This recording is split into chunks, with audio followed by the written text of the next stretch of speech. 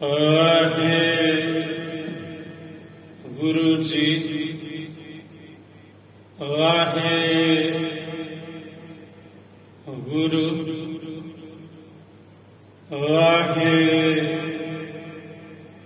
गुरु तुझ ऊपर है मेरा मान, तुझ ऊपर है मेरा मान, तू है मेरा तारा।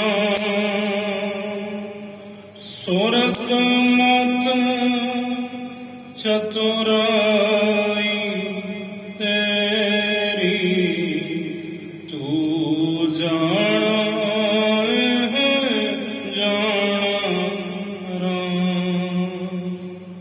तुझ ऊपर है मेरा मान, तुझ ऊपर है मेरा मान, तुझ ऊपर है मेरा मान, तू है मेरा तारा। सुरत मत चतुराई तेरी, तू जाना है जाना, तुझ ऊपर है मेरा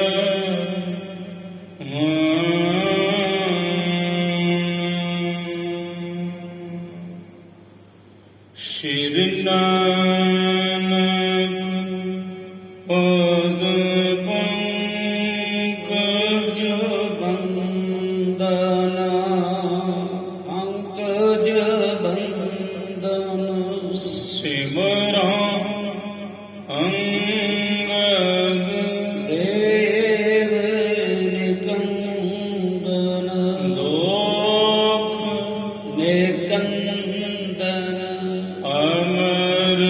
अमरदास गुरु हृदय नित ध्यान, हृदय नित ध्यान, श्री गुरु रामदास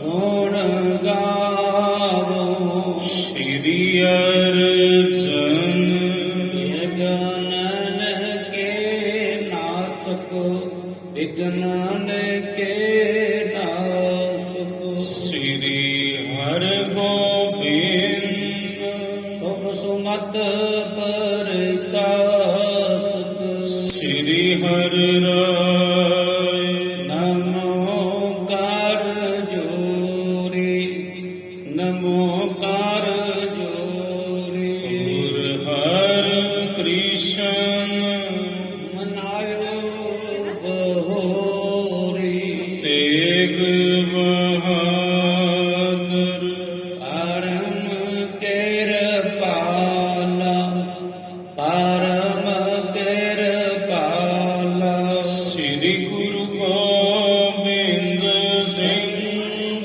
विशाला, तरा पर पुन पुन शेषा, पुन पुन शेषा, वंदार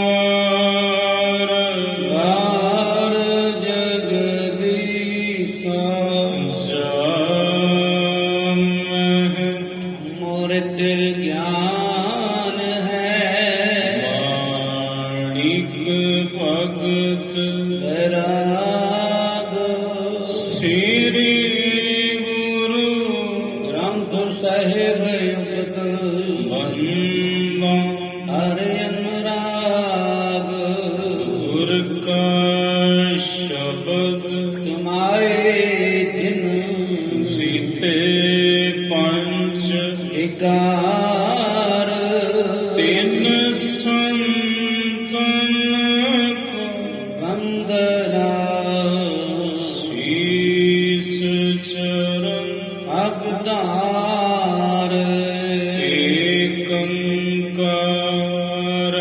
ਸਤਿਗੁਰੂ ਤੇ ਪ੍ਰਸਾਦ ਸੱਚ ਹੋਏ ਵਾਹਿਗੁਰੂ ਜੀ ਕੀ ਫਤਿਹ ਹੈ ਵਿਨਾਸ਼ਨ ਸੋਏ ਵਾਹਿਗੁਰੂ ਜੀ ਕੀ ਫਤਿਹ ਹੈ ਵਿਨਾਸ਼ਨ ਸੋਏ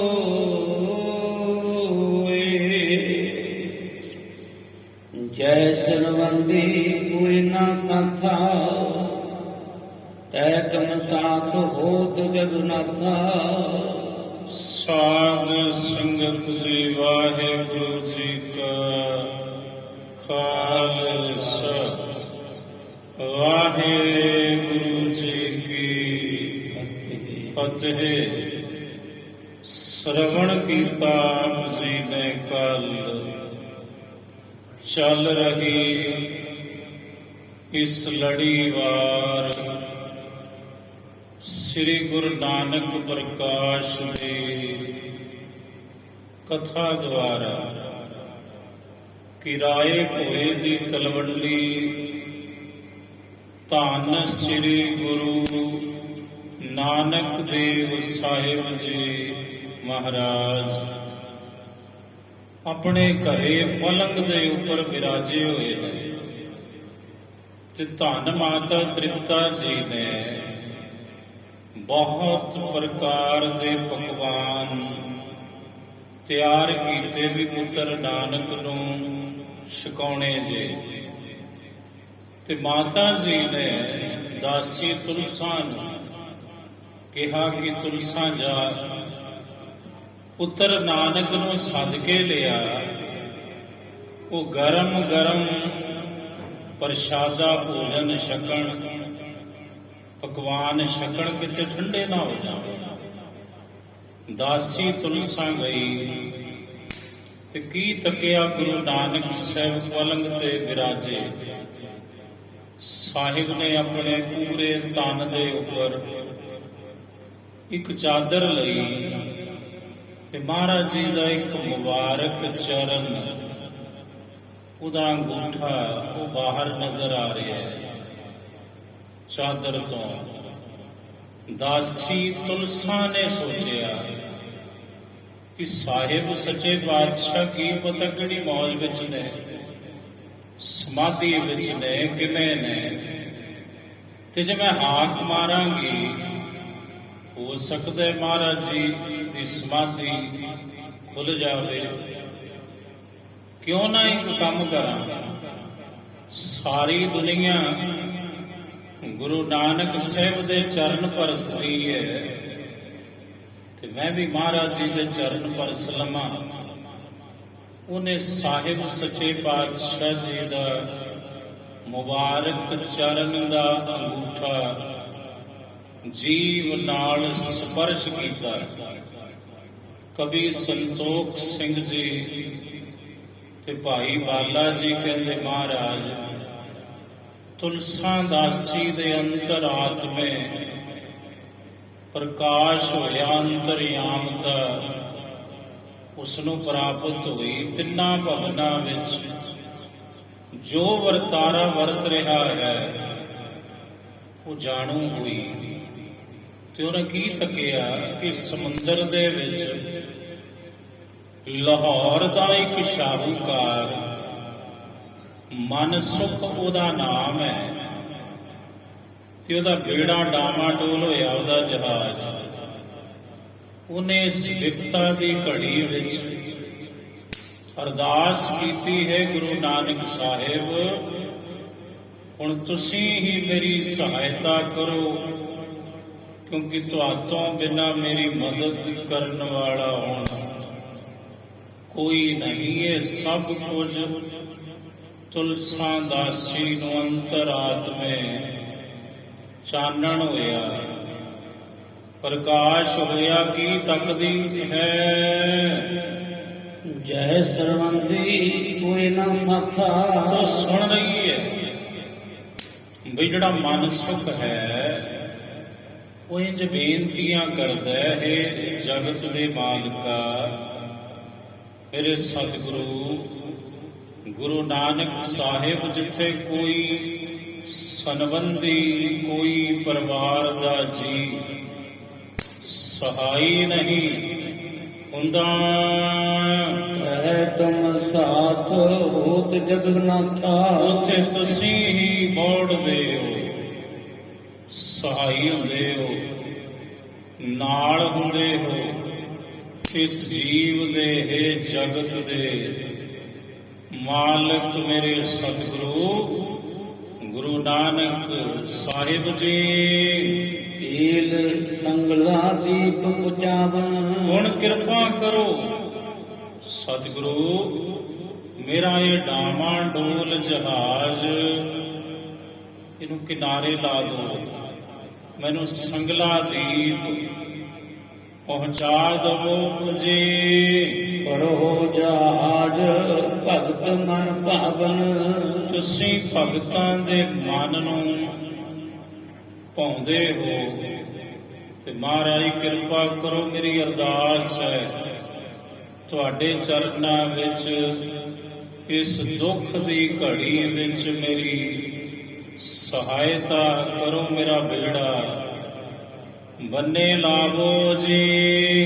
ਨਿਜ ਅਰਾਧਨਾ ਲਖ ਕਰ ਸੁਆਮੀ। ਕਹਿੰਦੇ ਜਦੋਂ ਗੁਰੂ ਨਾਨਕ ਸਾਹਿਬ ਨੇ ਤੱਕਿਆ ਕਿ ਮੇਰਾ ਭਗਤ ਬੜੀ ਮੁਸ਼ਕਲ ਵਿੱਚ ਹੈ, ਉਹਦੇ ਤੇ ਵਿਪਤਾ ਪਈ ਹੈ, ਤੇ ਉਹ ਇਸ ਵਕਤ ਕੇਵਲ ਤੇ ਕੇਵਲ ਮੈਨੂੰ ਹੀ ਧਿਆ ਰਿਹਾ ਹੈ। ਗਏ ਸਿੰਧ ਮੈਂ ਅੰਤਰ ਜਾਮੀ। ਤੁਲਸਾਂ ਦਾਸੀ ਨੇ ਕੀ ਤੱਕਿਆ ਕਿ ਗੁਰੂ ਨਾਨਕ ਸਾਹਿਬ ਸਰੀਰ ਕਰਕੇ ਤੇ ਪਲੰਗ ਤੇ ਲੇਟੇ ਨੇ, ਪਰ ਉਹ ਤੇ ਸਮੁੰਦਰ ਦੇ ਵਿੱਚ ਉਹਦਾ ਬੇੜਾ ਬੰਨੇ ਲਾ ਰਹੇ ਹਨ। ਇਹ ਜਹਾਜ ਕੋ ਤਟ ਪਹੁੰਚਾਵਾ। ਹੁਣ ਸੰਗਲਾ ਦੀਪ ਕਿਨਾਰੇ ਹਿਫਾਜ਼ਤ ਦੇ ਨਾਲ ਸਤਿਗੁਰੂ ਨੇ ਉਹਦਾ ਬੇੜਾ ਬੰਨੇ ਲਾ ਕੇ ਪਹੁੰਚਾ ਦਿੱਤਾ। ਮਨ ਸੁਖ ਦੇਖ ਰਿਤੇ ਸੁਖ ਪਾਵਾ। ਇਹ ਕੁਝ ਵੇਖ ਕੇ ਵੀ ਹੁਣੇ ਡਾਵਾਂ ਡੋਲ ਸੀ ਜਹਾਜ਼, ਹੁਣ ਕਿਨਾਰੇ ਵੀ ਲੱਗ ਗਿਆ। ਇਹ ਸਭ ਕੁਝ ਵੇਖ ਕੇ ਮਨ ਸੁਖ ਨੇ ਗੁਰੂ ਦਾ ਸ਼ੁਕਰਾਨਾ ਕੀਤਾ ਤੇ ਮਨ ਬਹੁਤ ਪ੍ਰਸੰਨ ਹੋਇਆ। ਦਾਸੀ ਸਭ ਬਿਲੋਕ ਵਿਰਤਾਤਾ। ਸਾਰਾ ਬਿਰਤਾਂਤ ਆਪਣੇ ਅੰਦਰ ਆਤਮੇ ਵੇਖ ਕੇ, ਕਿਉਂਕਿ ਤੁਲਸਾਂ ਦੀ ਵੀ ਸਮਾਧੀ ਲੱਗ ਗਈ ਸੀ, ਤੇ ਸਾਰਾ ਬਿਰਤਾਂਤ ਵੇਖ ਕੇ ਗਈ ਤਬਹਿ ਜਹ ਥੀ ਗੁਰ ਮਾਤਾ। ਦੌੜੀ ਗਈ ਜਿੱਥੇ ਗੁਰੂ ਨਾਨਕ ਸਾਹਿਬ ਜੀ ਦੇ ਮਾਤਾ ਜੀ ਮਾਤਾ ਤ੍ਰਿਪਤਾ ਜੀ ਹਨ, ਰਸੋਈ ਵਿੱਚ। ਕਹਿਓ ਜਾਏ ਮੈਂ ਕਿਆ ਨਾ ਜਗਾਵਨ। ਕਹਿਣ ਲੱਗੀ ਮਾਤਾ ਜੀ ਗੁਰੂ ਨਾਨਕ ਸਾਹਿਬ ਲੇਟੇ ਸਨ ਪਲੰਗ ਦੇ ਉੱਪਰ, ਤੇ ਮੈਂ ਉਹਨਾਂ ਨੂੰ ਜਗਾਉਣਾ ਨਹੀਂ ਕੀਤਾ। ਸੋ ਤੋ ਕਰਹਿ ਜਹਾਜ ਲਗਾਵਨ। ਮਾਤਾ ਜੀ ਕਮਾਲ ਦੇ ਕੌਤਕ ਕਰਦੇ ਨੇ। ਗੁਰੂ ਨਾਨਕ ਸਾਹਿਬ ਪਏ ਘਰ ਵਿੱਚ ਨੇ, ਪਏ ਪਲੰਗ ਤੇ ਨੇ, ਤੇ ਪਹੁੰਚੇ ਹੋਏ ਨੇ ਸੰਗਲਾ ਦੀ, ਤੇ ਆਪਣੇ ਇੱਕ ਸੇਵਕ ਸਿੱਖ ਦਾ ਡੁੱਬਦਾ ਜਹਾਜ਼ ਬੰਨੇ ਲਾਤਾ। ਉਹਨਾਂ ਨੇ ਹੁਣ ਜਬ ਨਿਜ ਸਿੱਖ ਕੋ ਕਰ ਹੈ ਕਾਜਾ। ਤੇ ਜਦੋਂ ਮਾਤਾ ਜੀ ਉਹ ਕਾਰਜ ਮੁਕੰਮਲ ਸਤਿਗੁਰੂ ਕਰ ਲੈਣਗੇ, ਦੇ ਸਮੁੰਦਰ ਲੰਘਾਏ ਜਹਾਜਾ। ਬੰਨੇ ਲਾਉਣਗੇ ਜਦੋਂ ਗੁਰੂ ਨਾਨਕ ਸਾਹਿਬ, ਤਬ ਮੈਂ ਆਨੋ ਤਨਹੀ ਜਗਾਈ। ਫੇਰ ਮੈਂ ਜਗਾ ਕੇ ਲਿਆਉਂ, ਅਜੇ ਰਹਿਣ ਦੋ, ਅਜੇ ਸਰੀਰ ਕਰਕੇ ਗੁਰੂ ਨਾਨਕ ਸਾਹਿਬ ਘਰ ਵਿੱਚ ਨੇ, ਪਰ ਉਹਦੇ ਪਹੁੰਚੇ ਹੋਏ ਨੇ ਸੰਗਲਾ ਦੀਪ ਆਪਣੇ ਸੇਵਕ ਦਾ ਵਿਗੜਿਆ ਕਾਰਜ ਸਵਾਰ ਦੇ ਹਨ। ਕਹੋ ਸਾਚ ਵਚ ਪੂਰਨ ਰਾਈ। ਮਾਤਾ ਜੀ ਮੈਂ ਸੱਚ ਆਖਦੀ ਹਾਂ, ਜੋ ਮੈਂ ਕਹਿ ਰਹੀ ਹਾਂ ਇਹਦੇ ਵਿੱਚ ਰਾਈ ਮਾਤਰ ਵੀ ਕੋਈ ਝੂਠ ਨਹੀਂ ਹੈ ਜੀ। ਸੁਣ ਤ੍ਰਿਪਤਾ ਰਸ ਕਸ ਕਹਿ ਬੈਨਾ। ਕਹਿੰਦੇ ਸੁਣ ਕੇ ਮਾਤਾ ਤ੍ਰਿਪਤਾ ਜੀ ਬੜੇ ਹੈਰਾਨ ਹੋਏ ਤੇ ਥੋੜਾ ਰੋਹ ਵਿੱਚ ਆਏ ਤੇ ਖਿਜ ਕੇ ਕਹਿਣ ਲੱਗੇ, ਗਈਆ ਬੁਝੇ ਕਹਿ ਸੁਤ ਸੈਨਾ। ਕਹਿੰਦੇ ਮਾਤਾ ਜੀ ਰੋਹ ਵਿੱਚ ਆਏ ਉੱਠੇ ਤੇ ਖੁਦ ਉੱਥੇ ਪਹੁੰਚੇ ਨੇ ਜਿੱਥੇ ਗੁਰੂ ਨਾਨਕ ਸਾਹਿਬ ਪਲੰਗ ਤੇ ਵਿਰਾਜੇ ਹਨ। ਨਹਿ ਜਗਾਏ ਅਚਾਏ ਆਹਾਰਾ। ਮਾਤਾ ਜੀ ਨੇ ਆਵਾਜ਼ ਦਿੱਤੀ, ਪੁੱਤਰ ਨਾਨਕ। ਸਤਿਗੁਰੂ ਤਰਬਕ ਕੇ ਉੱਠੇ ਹਨ। ਪਾਸੇ ਤੇ ਮੁਖ ਵਚਨ ਉਚਾਰਾ। ਫਿਰ ਲਿਆ ਕੇ ਆਪਣੇ ਪਾਸ ਬਿਠਾ ਕੇ ਆਪਣੇ ਹੱਥੀਂ ਪ੍ਰਸ਼ਾਦਾ ਛਕਾਇਆ ਗੁਰੂ ਨਾਨਕ ਸਾਹਿਬ ਨੂੰ।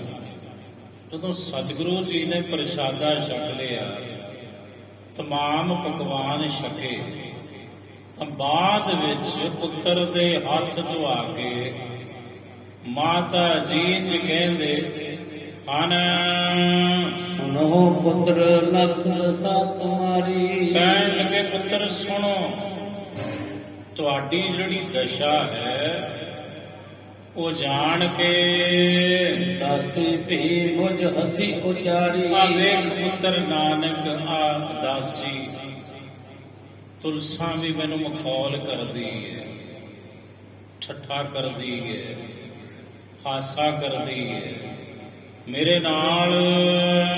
ਕਹਿ ਕੇ ਕਰਹਿ ਜਹਾਜ ਲਗਾਵਣ। ਲੈ ਪੁੱਤਰ ਨਾਨਕ ਤੁਸੀਂ ਤੇ ਘਰ ਦੇ ਵਿੱਚੋਂ ਤੇ ਕਮਲੀਏ ਪਤਾ ਕੀ ਕਹਿੰਦੀ?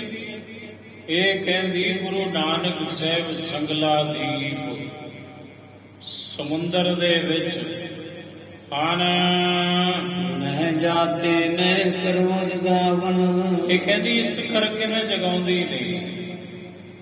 ਗੁਰੂ ਨਾਨਕ ਸਾਹਿਬ ਨੂੰ ਪੁੱਤਰ ਮੈਂ ਪਹਿਲਾਂ ਕੱਲੀ ਸੀ ਇਹ, ਪਰ ਇਹਨੇ ਆਵਾਜ਼ਾਂ ਕੋਈ ਨਹੀਂ ਦਿੱਤਾ। ਜਿਵੇਂ ਮੈਂ ਆਵਾਜ਼ ਮਾਰੀ ਤੁਹਾਨੂੰ ਤੇ ਮੈਨੂੰ ਪਤਾ ਕੀ ਕਹਿੰਦੀ ਆ ਕੇ ਕਿ ਮਾਤਾ ਜੀ ਗੁਰੂ ਨਾਨਕ ਸਾਹਿਬ ਤੇ ਸਮਾਧੀ ਵਿੱਚ ਨੇ, ਸਰੀਰ ਕਰਕੇ ਇੱਥੇ ਹਾਜ਼ਰ ਨੇ, ਪਰ ਸਤਿਗੁਰੂ ਤੇ ਪਹੁੰਚੇ ਹੋਏ ਨੇ ਸੰਗਲਾ ਦੀਪ। ਕਹਿੰਦੀ ਇਸੇ ਕਰਕੇ ਮੈਂ ਉਹਨਾਂ ਨੂੰ ਆਵਾਜ਼ਾਂ ਨਹੀਂ ਦਿੱਤਾ। ਬਾਤ ਵਚਨ ਸੁਨ ਕਰ ਜਗ ਸੁਆਮੀ। ਕਹਿੰਦੇ ਜਗਤ ਦੇ ਮਾਲਕ ਧੰਨ ਸ੍ਰੀ ਗੁਰੂ ਨਾਨਕ ਦੇਵ ਸਾਹਿਬ ਜੀ, ਮਾਤਾ ਜੀ ਦੇ ਇਹ ਬੋਲ ਬਚਨ ਸੁਣ ਕੇ ਬੋਲੇ ਮੁਖ ਦੇ ਅੰਤਰਜਾਮੀ। ਅੰਤਰਜਾਮੀ ਸਤਿਗੁਰੂ ਆਪਣੇ ਮੁਖੋਂ ਇੰਜ ਬੋਲੇ ਹਨ, ਕਮਲੀ ਝਮਲੀ ਕੇ ਵਚ ਐਸੇ। ਸਾਹਿਬ ਕਹਿੰਦੇ ਮਾਤਾ ਜੀ ਇਹ ਕਮਲੀ ਹੈ, ਝਮਲੀ ਹੈ। ਜਿਹੜੇ ਕਮਲੇ ਝਮਲੇ ਹੁੰਦੇ ਨੇ ਨਾ, ਉਹ ਇਦਾਂ ਹੀ ਬੋਲੀ ਤੁਰੀ ਜਾਂਦੇ ਹੁੰਦੇ ਨੇ ਜੋ ਉਹਨਾਂ ਦੇ ਮੂੰਹ ਦੇ ਵਿੱਚ ਆਉਂਦਾ ਹੈ। ਤੇ ਮਾਤਾ ਜੀ ਇਹ ਕਮਲੀ ਝਮਲੀ ਹੈ, ਤੁਸੀਂ ਇਹਦੀਆਂ ਗੱਲਾਂ ਤੇ ਯਕੀਨ ਨਾ ਕਰੋ। ਇਸ ਕੇ ਕਹੇ ਨਾ ਮਾਨੋ ਕੈਸੇ। ਇਹਦਾ ਕਿਆ ਕਦੇ ਵੀ ਨਾ ਮੰਨਿਓ। ਐਵੇਂ ਬੋਲੀ ਤੁਰੀ ਜਾਂਦੀ ਹੈ, ਇਹਨੂੰ ਸਮਝ ਨਹੀਂ ਕੀ ਕਹਿਣਾ ਕੀ ਨਹੀਂ ਕਹਿਣਾ। ਇਹ ਝਮਲੀ ਕਮਲੀ ਤੁਲਸਾ ਹੈ। ਆਸ ਕਹਿ ਕਰ ਗਮਨੇ ਉਦਿਆਨਾ। ਕਹਿੰਦੇ ਇੰਜ ਬਚਨ ਤੇ ਕਰ ਦਿੱਤਾ ਮੁਖੋਂ, ਪਰ ਹੁਣ ਪੂਰੇ ਦੇ ਮੁਖੋਂ ਬੋਲ ਨਿਕਲਿਆ ਪੂਰਾ ਹੀ ਹੈ। ਅਧੂਰਾ ਥੋੜੀ ਹੋਣਾ ਹੈ, ਤੇ ਬਚਨ ਪੂਰਾ ਹੋ ਗਿਆ। ਤੁਲਸਾਂ ਦਾਸੀ ਕਮਲੀ ਝਮਲੀ ਹੋ ਗਈ। ਕਮਲੀ ਝਮਲੀ ਤੋਂ ਭਾਵ ਕਿ ਉਹ ਸਦੈਣ ਹੋ ਗਈ? ਬਿਲਕੁਲ ਨਹੀਂ। ਉਹਦੀ ਜਿਹੜੀ ਬਿਰਤੀ ਸੀ ਅੰਤਰਮੁਖੀ ਹੋ ਗਈ। ਸੰਸਾਰ ਦੇ ਨਾਲੋਂ ਉਹਦਾ ਨਾਤਾ ਟੁੱਟ ਗਿਆ, ਉਹਦੀ ਸੁਰਤ ਦਾ, ਤੇ ਨਿਰੰਕਾਰ ਦੇ ਚਰਨਾਂ ਵਿੱਚ ਉਹਦਾ ਧਿਆਨ ਜੁੜ ਗਿਆ। ਉਸੇ ਦਿਨ ਤੋਂ ਅਠੇ ਪਹਿਰ ਤਾਂ ਉਮਰ, ਫਿਰ ਉਹ ਰਹੀ ਕਮਲੀ ਝਮਲੀ, ਅੰਤਰਮੁਖੀ ਉਹਦੀ ਬਿਰਤੀ ਰਹੀ। ਐਸੇ ਜਾਏ ਇਕਾਂਤ ਸਥਾਨਾ, ਮਹਾਰਾਜ ਤੇ ਇਕਾਂਤ ਸਥਾਨ ਵਿੱਚ ਬਹਿ ਕੇ ਜਾ ਕੇ ਜੰਗਲ ਵਿੱਚ ਸੋ ਦਾਸੀ ਵਜ ਕਹਿਨੇ ਕਰ ਕਹੇ, ਬਸ ਬਚਨ ਜਿਵੇਂ ਹੀ ਕਿਹਾ। ਉਹ ਜਿਹੜੀ ਦਾਸੀ ਸੀ ਤੁਲਸਾ, ਸਤਿਗੁਰੂ ਦੇ ਬਚਨਾਂ ਸਦਕਾ ਧੀ ਕਮਲੀ ਸੁਧ ਗਈ ਵਿਸਰ ਕਹਿ, ਕਮਲੀ ਹੋ ਗਈ, ਝੱਲੀ ਹੋ ਗਈ, ਝਮਲੀ ਹੋ ਗਈ। ਉਹਨੂੰ ਆਪੇ ਦੀ ਸੁੱਧ ਬੁੱਧ ਵਿਸਰ ਗਈ, ਸਰੀਰ ਦਾ ਖਿਆਲ ਵਿਸਰ ਗਿਆ, ਸੰਸਾਰ ਦਾ ਖਿਆਲ ਵਿਸਰ ਗਿਆ, ਤੇ ਸਰੀਰ ਬਣਾਉਣ ਵਾਲੇ ਤੇ ਸੰਸਾਰ ਨੂੰ ਸਿਰਜਣਹਾਰੇ ਵਾਹਿਗੁਰੂ ਜੀ ਦੇ ਚਰਨਾਂ ਵਿੱਚ ਉਹਦਾ ਧਿਆਨ ਜੁੜ ਗਿਆ। ਜੀਵਤ ਰਹੀ ਜਗਤ ਮੈਂ ਜਾਵਦ, ਕਬੀਰ ਜੀ ਕਹਿੰਦੇ ਜਦੋਂ ਤੱਕ ਉਹ ਜਿਉਂਦੀ ਰਹੀ ਦਾਸੀ ਤੁਲਸਾ ਸੰਸਾਰ ਵਿੱਚ, ਨਹਿ ਆਈ ਸੁਧ ਤਿਹ ਕੁਤਾਵਦ, ਉਹਨੂੰ ਉਦੋਂ ਤੱਕ ਕੋਈ ਸੋਝੀ ਨਾ ਆਈ ਆਪਣੇ ਸਰੀਰ ਦੀ, ਸੰਸਾਰ ਦੀ, ਕਿਉਂਕਿ ਉਹ ਉਤੋਂ ਤੇ ਰੰਗੀ ਗਈ ਸੱਚੇ ਦੇ ਰੰਗ ਵਿੱਚ। ਜਬ ਹੀ ਤਿਆਗਿਓ ਭੂਤਕ ਦੇਹਾ, ਤੇ ਜਦੋਂ ਤੁਲਸਾ ਦਾਸੀ ਨੇ ਸਰੀਰ ਤਿਆਗਿਆ, ਭਈ ਮੁਕਤ ਗਗਨੀ ਹਰ ਗ੍ਰਹਾ, ਉਹ ਮੁਕਤ ਹੋਈ ਜੀਵਨ ਹੀ, ਤੇ ਗਈ ਕਿੱਥੇ? ਹਰ ਗ੍ਰੇਹਾ, ਰੱਬ ਦੇ ਘਰ, ਗੁਰੂ ਦੇ ਲੋਕ, ਸੱਚਖੰਡ ਵਸੈ, ਨਿਰੰਕਾਰ ਦੀ ਵਾਸੀ ਹੋ ਗਈ ਸਦਾ ਲਈ। ਦਾਸੀ ਤੁਲਸਾ ਗੁਰੂ ਨਾਨਕ ਸਾਹਿਬ ਦੀ ਕਿਰਪਾ ਤੇ ਸਤਿਗੁਰੂ ਦੇ ਮੁਖੋਂ ਨਿਕਲੇ ਹੋਏ ਬੋਲਾਂ ਬਦੌਲਤ, ਦੋਹਰਾ ਸ੍ਰੀ ਗੁਰ ਭਗਤ ਦੀਪਕ ਸਰਸ। ਅਗਲਾ ਪ੍ਰਸੰਗ ਸ਼ੁਰੂ ਹੈ। ਕਵੀ ਸੰਤੋਖ ਸਿੰਘ ਜੀ ਕਹਿੰਦੇ ਸਤਿਗੁਰੂ ਗੁਰੂ ਨਾਨਕ ਸਾਹਿਬ ਦੇ ਚਰਨ ਦੀਪਕ ਦੇ ਬਰਾਬਰ ਨੇ, ਦੀਵੇ ਦੇ ਬਰਾਬਰ ਨੇ। ਗੁਰੂ ਦੇ ਚਰਨ ਘਰ ਘਰ ਵਿਟੇ ਨਿਕੇਤ, ਮੈਂ ਆਪਣੇ ਹਿਰਦੇ ਰੂਪੀ ਘਰ ਵਿੱਚ, ਕਿਉਂਕਿ ਦੀਵਾ ਬਲੇ ਅੰਧੇਰਾ ਜਾਏ, ਮੇਰੇ ਹਿਰਦੇ ਰੂਪੀ ਘਰ ਵਿੱਚ, ਮੇਰੇ ਮਨ ਰੂਪੀ ਘਰ ਵਿੱਚ ਬੜਾ ਗੁਬਾਰ ਹਨੇਰਾ ਸੀ। ਪਰ ਸਤਿਗੁਰੂ ਗੁਰੂ ਨਾਨਕ ਸਾਹਿਬ ਦੇ ਚਰਨ ਰੂਪੀ ਦੀਪਕ ਜਦੋਂ ਮੈਂ ਆਪਣੇ ਹਿਰਦੇ ਵਿੱਚ ਰੱਖਿਆ, ਗੁਰੂ ਦਾ ਸ਼ਬਦ, ਤੇ ਮੇਰੇ ਅੰਤਰ ਆਤਮੇ ਗਿਆਨ ਦਾ ਪ੍ਰਕਾਸ਼ ਹੋਇਆ, ਸੱਚ ਦਾ ਪ੍ਰਕਾਸ਼ ਹੋਇਆ, ਤੇ ਉਹ ਗੁਰੂ ਦੇ ਸ਼ਬਦ ਰੂਪੀ ਚਰਨ ਮੈਂ ਆਪਣੇ ਹਿਰਦੇ ਵਿੱਚ ਟਿਕਾ ਕੇ ਹੁਣ ਜੁਗਤ ਖੋਜ ਉਚਰੋ ਕਥਾ, ਯੁਕਤੀਆਂ ਦੁਆਰਾ ਖੋਜ ਕਰਕੇ ਜੋ ਮੈਨੂੰ ਸਮਝ ਗੁਰੂ ਨਾਨਕ ਸਾਹਿਬ ਨੇ ਬਖਸ਼ੀ, ਅੱਗੋਂ ਮੈਂ ਗੁਰੂ ਦਾ ਇਤਿਹਾਸ, ਗੁਰੂ ਨਾਨਕ ਸਾਹਿਬ ਦੀ ਕਥਾ ਉਚਾਰਨ ਕਰਦਾ ਹਾਂ। ਸਿੱਖੋ ਸੁਣੋ। ਸ੍ਰੀ ਬੇਦੀ ਕੁਲ ਕੇਤ, ਧੰਨ ਬੇਦੀਆਂ ਦੀ ਕੁਲ ਦੇ ਕੇਤ, ਨਿਸ਼ਾਨ, ਤਬਾਜ਼, ਝੰਡੇ, ਗਿਆਨ, ਇਕੀਤ ਦੇ ਅਰਥ ਨੇ। ਵੇਦੀਆਂ ਦੀ ਕੁੱਲ ਦੇ ਨਿਸ਼ਾਨ ਗੁਰੂ ਨਾਨਕ ਸਾਹਿਬ। ਸ੍ਰੀ ਬਾਲਾ ਸੰਭਰ ਬਾਚ ਚਉਪਈ। ਹੁਣ ਇੱਥੋਂ ਕਥਾ ਬਾਲਾ ਜੀ ਕਹਿ ਰਹੇ ਨੇ। ਸ਼੍ਰੀ ਬਾਲਾ ਸੰਧੂ ਬਾਚ, ਬਾਲਾ ਸੰਧੂ ਜੀ ਕਹਿੰਦੇ ਹਨ, ਕਹਿੰਦੇ ਸਤਿਗੁਰੂ ਗੁਰੂ ਅੰਗਦ ਸਾਹਿਬ ਜੀ ਅੱਗੋਂ ਕਥਾ ਸੁਣੋ। ਗੁਰੂ ਨਾਨਕ ਸਾਹਿਬ ਜੀ ਦੀ ਚਉਪਈ ਅਸਗ ਐਸਨ ਮਨ ਮੁਖ ਸਰਵੰਤੇ। ਕਹਿੰਦੇ ਇਸ ਪ੍ਰਕਾਰ ਜਿਹੜਾ ਮਨ ਸੁਖ ਸ਼ਾਹੂਕਾਰ ਸੀ ਲਾਹੌਰ ਦਾ, ਉਹਦਾ ਜਿਹੜਾ ਬਿਰਤਾਂਤ ਹੈ ਕੁਝ ਇਸ ਪ੍ਰਕਾਰ ਹੈ। ਅੱਗੋਂ ਸੁਣੋ ਜੀ। ਸੋ ਸੁਣੀਏ ਸ੍ਰੀ ਗੁਰ ਜਸਵੰਤੇ। ਇਹ ਸਤਿਗੁਰੂ ਜਸਵੰਤੇ, ਜਸਵੰਤੇ, ਜਸ ਵਾਲੇ ਮੇਰੇ ਸਤਿਗੁਰੂ ਗੁਰੂ ਅੰਗਦ ਸਾਹਿਬ ਜੀ ਅੱਗੋਂ ਸੁਣੋ। ਗੁਰੂ ਨਾਨਕ ਸਾਹਿਬ ਦੀ ਕਥਾ ਹੋਰ। ਗਇਓ ਸੰਗਲਾ ਦੀਪ ਸੋਝੇਵਾ।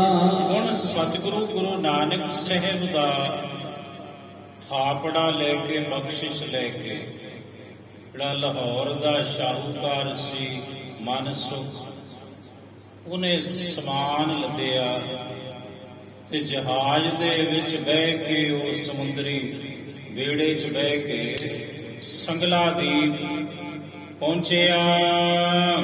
ਨਗਰ ਸ਼੍ਰੋਮਣ ਥੋ ਇੱਕ ਕਹਿਵਾ। ਇੱਕ ਸ਼੍ਰੋਮਣੀ ਨਗਰ ਸੀ ਬੜਾ ਤਕੜਾ, ਸੰਗਲਾ ਦੀਪ ਦਾ ਨਗਰ। ਧਨੀ ਲੋਕ ਜਹ ਵਸਤੇ ਅਪਾਰਾ। ਬੜੇ ਅਮੀਰ ਲੋਕ ਉੱਥੇ ਵਸਦੇ ਸਨ। ਸੰਗਲਾ ਦੀਪ ਵਿੱਚ ਬਹੁਤ ਸੁੰਦਰ ਜਿਹ ਰਜੇ ਬਜ਼ਾਰਾ।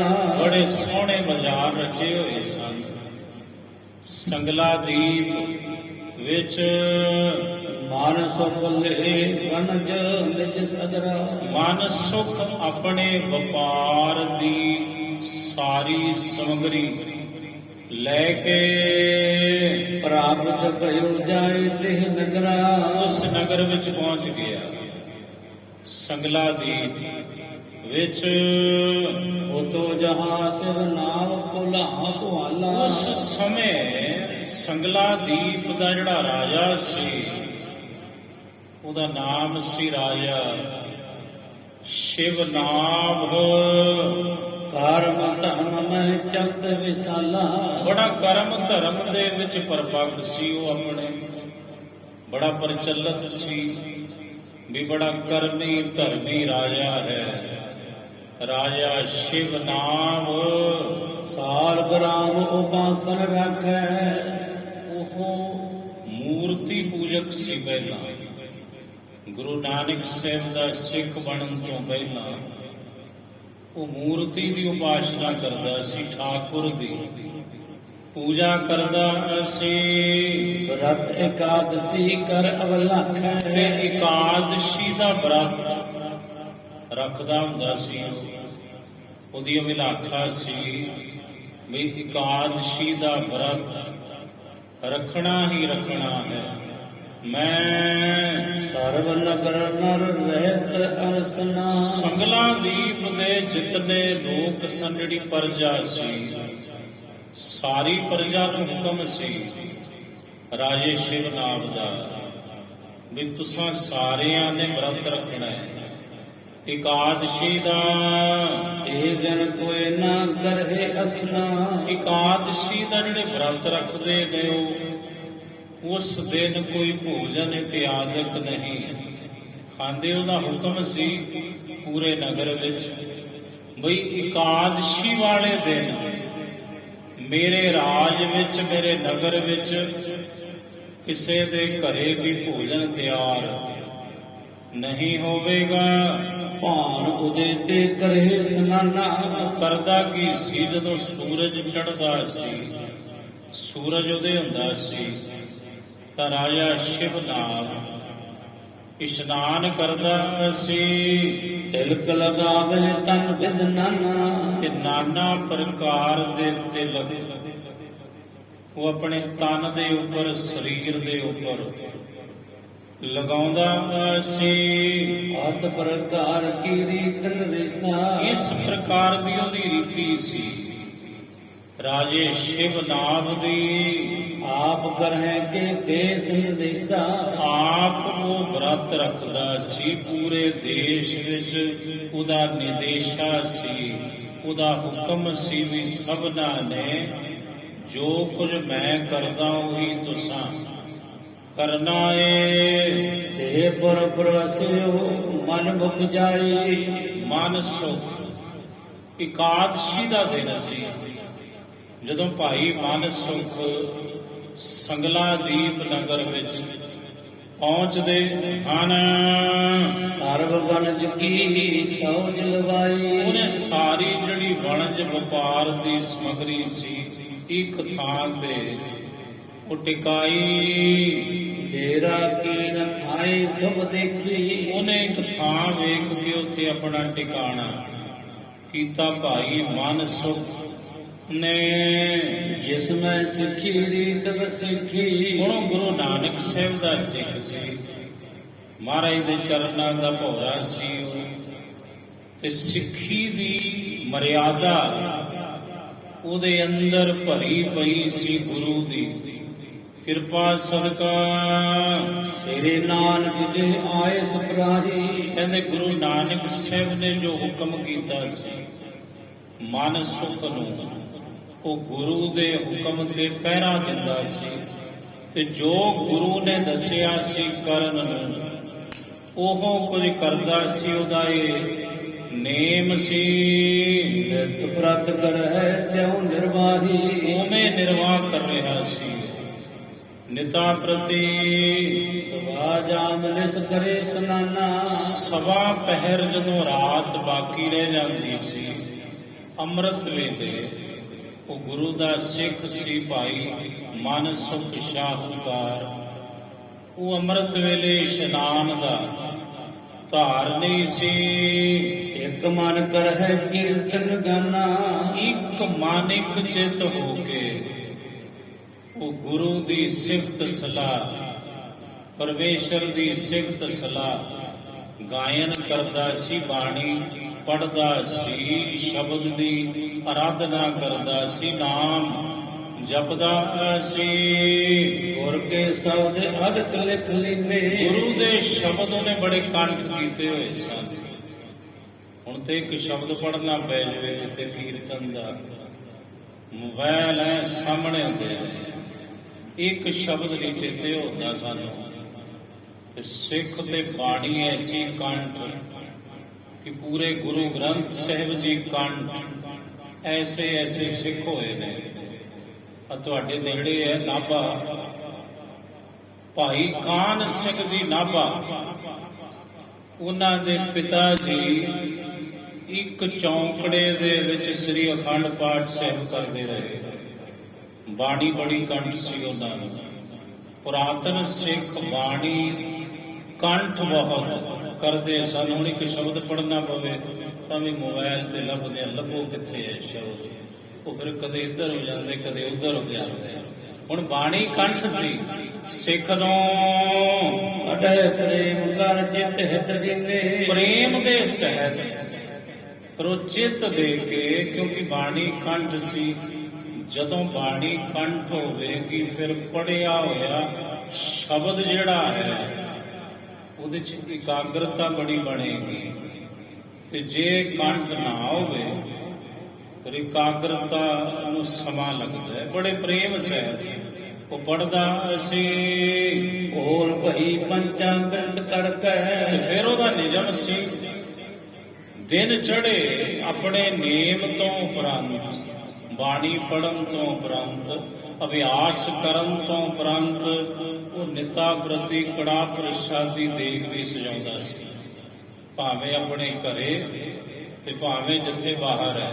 ਇਹ ਉਹਦਾ ਨਿਯਮ ਸੀ, ਕਿਉਂਕਿ ਕੜਾ ਪ੍ਰਸ਼ਾਦੀ ਦੇਗ ਸਜਾਉਣੀ ਇਹ ਵੀ ਗੁਰੂ ਦੀ ਇੱਕ ਮਰਿਆਦਾ ਹੈ ਜੀ। ਵਾਹਿਗੁਰੂ जी का खालसा वाहिगुरु जी की फतेह।